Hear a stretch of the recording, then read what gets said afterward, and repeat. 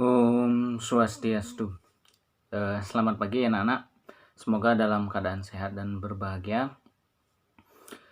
Kesempatan ini saya coba untuk menjelaskan materi awal dari pembelajaran awal semester genap ini di tahun 2021, tahun baru juga. Kita akan membahas, pertama saya loncat ke dalam materi yang mengenai catur purusarta. Jadi bukan materi niwerti dan prawerti. Jadi nanti saya bagikan share berupa soft copy buku pelajarannya. Itu semua sudah lengkap, bahkan isi cover dan lain sebagainya. Buku rujukan juga. Jadi itu nanti materi awalnya adalah mengenai catur purusarta. Saya memilih materi awal catur purusarta karena materi ini lebih dari tingkatan susila Hindu. Jadi kita mengenal ada 3 kerangka belajar dalam agama Hindu. Yang pertama tatwa, susila, acara.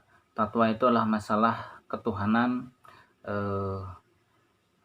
pancasrada itu tatwa. Kemudian susila itu salah satunya adalah tentang etika kehidupan Hindu.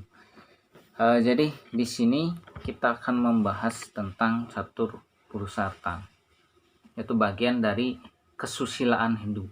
Sedangkan acara itu membahas tentang kitab suci, hari suci, orang suci, tempat suci.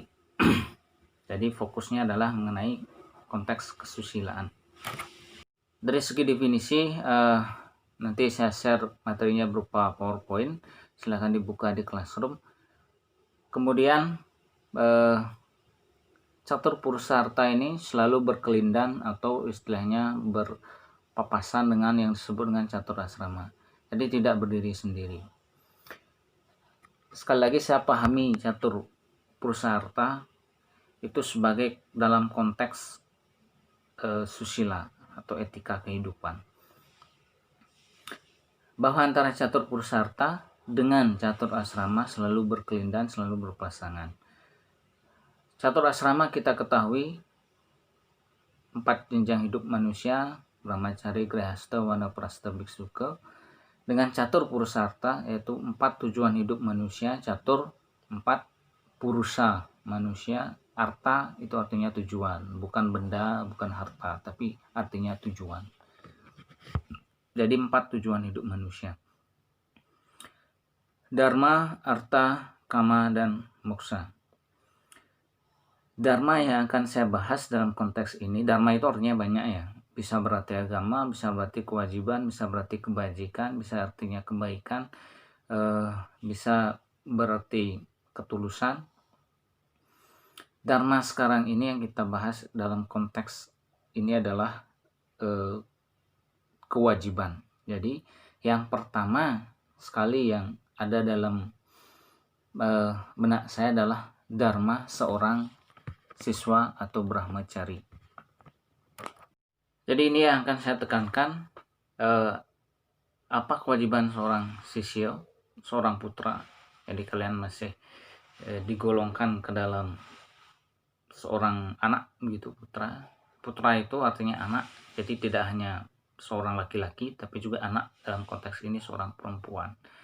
Jadi kata putri itu mungkin hanya bisa dikatakan sebagai semacam padanan kepada perempuan, tapi dalam bahasa Sanskerta putra itu artinya anak, baik itu laki-laki maupun perempuan. Jadi sifatnya general. Materi ini akan berfokus pada kewajiban kalian sebagai seorang sisya dan seorang putra. Kenapa? Sebagai seorang sisya, penelitian di Inggris pernah menyatakan bahwa pada usia remaja itu kedua belah otak kalian berhasil merekam dengan baik, sama baiknya gitu. Jadi tidaklah otak kanan yang lebih unggul pun otak kiri yang lebih unggul. Jadi kedua otak itu sama baiknya. Karena kedua belah otak itu sama baiknya, baik itu dalam kehidupan kalian di bidang sosial, kalian buat teman, buat grup, pembagian kerja, melihat potensi rekan yang lain, maupun dalam hal-hal matematis akademis, menghafal materi pelajaran, berhitung dan lain sebagainya, itu otak kanan dan kiri itu sama baiknya pada usia-usia sekarang. Karena sama baiknya, maka dimanfaatkanlah dengan baik, digunakanlah dengan baik. Bagaikan juga sebuah mesin, bahwa ketika mesin itu rutin dihidupkan dan digunakan dengan sebagaimana layaknya, otak pun demikian. Jadi pada masa sekarang ini kalian memiliki potensi yang besar terhadap kedua belah otak kalian, baik dari segi kehidupan sosial kalian maupun dari sisi kehidupan akademis atau di sekolah kalian. Jadi sekali lagi, mari gunakan kedua belah otak ini dengan selayaknya dengan baik. Studi juga mengatakan menurut SCCS bahwa ternyata orang-orang Indonesia itu agak malas membaca, dan dalam istilah salah satu masyarakat yang tidak terlalu gemar membaca. Buktinya kita urutan 60 di antara 61 negara yang teliti negara-negara yang gemar membaca. Kita urutan 60. Kalah dengan satu negara Afrika, yaitu Botswana. Mari kita lihat jawarannya, yaitu Finlandia. Negara Finlandia dengan sistem pendidikan yang baik, dengan sistem hukum yang baik, sistem sosial yang baik, juga ekonomi yang baik dan politik yang aman, membuktikan bahwa masyarakatnya yang gemar membaca, negara Finlandia juga berimplikasi kepada negaranya yang tertib secara sosio budaya dan politik. Maka tidak salah kalau kekacauan politis, ekonomi, sosial budaya di Indonesia salah satu penyebabnya adalah daya kritis dan daya tangkap kita tidak terlalu baik karena masyarakatnya tidak gemar membaca. Dalam hal ini pentingnya gerakan literasi, pentingnya gerakan membaca sebelum dimulainya pelajaran selama 15 menit.